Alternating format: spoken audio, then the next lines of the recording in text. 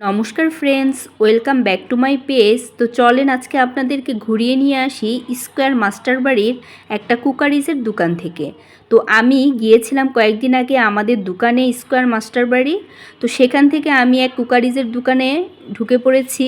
তো আমার কিছু তেমন কিনার নেই, তো তারপরেও গিয়েছি যে একটা কড়াই কিনবো। আমার রান্নার কড়াইটা নষ্ট হয়ে গিয়েছে, তো সেই জন্যই যাওয়া। তো ভাবলাম এত বিশাল দোকান যে এটা আমাদের ভালুকাতেও নেই, শুধু একটা না, আমি এরকম দুইটা দোকানের মধ্যে ঢুকেছি। তো এত এত জিনিস যে এই পুরো ভিডিওটা করতে প্রায় আমার 10 মিনিটের উপরে লেগে গেছে। তো পুরো ভিডিওটাতেও এভাবে করলে আপনারা দেখতে চাইবেন না, সেজন্য আমি কেটে কেটে সামান্যতমভাবে দেখাচ্ছি। তো দেখুন এখানে কত রকমের জিনিস আছে। তো আমার কাছে তো ভীষণই ভালো লেগেছে, সব জিনিসই পছন্দ। তো আমার যেহেতু সব কিছুই আছে মোটামুটি আপনাদের আশীর্বাদে, তো সেজন্য আমি আর বেশি কিছুই কিনলাম না। কিন্তু আপনাদের সাথে ভিডিওটা আমি শেয়ার করলাম যে স্কোয়ার মাস্টার বাড়িতেও অনেক ভালো ভালো বিশাল বিশাল দোকান আছে যেখানে অনেক ভালো কিছু পাওয়া যায়।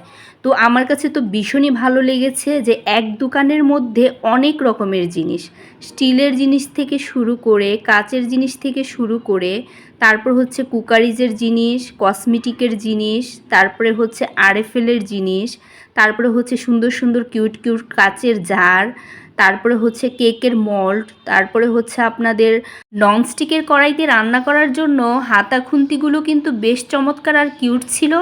কাঠের হাতা খুন্তিগুলোও অনেক সুন্দর ছিল। তো এখানে কিছু প্লাস্টিকের তেলের জারও ছিল, মানে তেলদানি যাকে বলে। আর এগুলো হচ্ছে আরএফএলের কৌটো, উপরে ছিল রাইস কুকার। আর এখানে হচ্ছে মগ বা জগ যাই বলেন না কেন সেটার কালেকশন, এগুলো খুব ভালো ছিল। তারপরে হচ্ছে প্রেসার কুকার, বাচ্চাদের খেলনা, তারপরে হচ্ছে বক্স, মানে কি সুন্দর সুন্দর মগ, কিউট কিউট মগগুলো এত ভালো লেগেছে আমার, এক একটার চাইতে এক একটা। তো আমি একটা মগ নিয়েছি। আর এগুলো হচ্ছে স্টিলের গ্লাস, আর এগুলো হচ্ছে লবণদানি। তো দেখুন কত সুন্দর, এক দোকানের মধ্যে মানে হাজার রকমের আইটেমের জিনিস পেয়ে যাবেন। তো এই ভিডিওটা করার মূলত কারণ হচ্ছে আপনারা চাইলে মাস্টার বাড়িতে এসেও সুন্দর সুন্দর জিনিস কিনে নিয়ে যেতে পারবেন। এখানে অনেক কিউট কিউট সুন্দর সুন্দর জিনিস পাওয়া যায়। আর এগুলো হচ্ছে কসমেটিক আইটেম। তো এখানে আমি শুনেছি এই দাদাদের কাছ থেকে এগুলো সব ইন্ডিয়ান প্রোডাক্টই বিক্রি করে থাকে, বাচ্চাদের খেলনা থেকে শুরু করে সব। আমার ভীষণ ভালো লেগেছে। তো আমি তো 14 বছর ধরে ভালুকাতে থাকি, এরকম দোকান আমি ভালুকাতেও দেখিনি।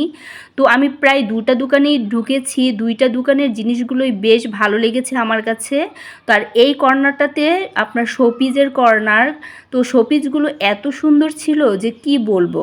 তো আমি তো খুবই তাড়াহুড়ার মধ্য দিয়ে ভিডিওটা করেছি, আর একটু ধীরে স্থিরে ভিডিওটা করলে হয়তো আরও বেশি সুন্দর লাগতো, কারণ আমি একটা অন্য দরকারে গিয়েছিলাম। তো দোকানে ঢুকলাম, দোকানটা আমার বেশ পছন্দ হয়েছে বিদায় আপনাদের সাথে শেয়ার করলাম। তো অবশেষে বাসায় চলে আসলাম ভিডিওটা করে, আমারও কাজ শেষ হয়েছে। তো আমি কি কিনলাম সেটাই আপনাদের সাথে শেয়ার করি। আমি তেমন কিছুই কিনিনি, শুধু আমি আমার রান্না করার জন্য একটা ননস্টিকের কড়াই কিনেছি, এই পর্যন্তই।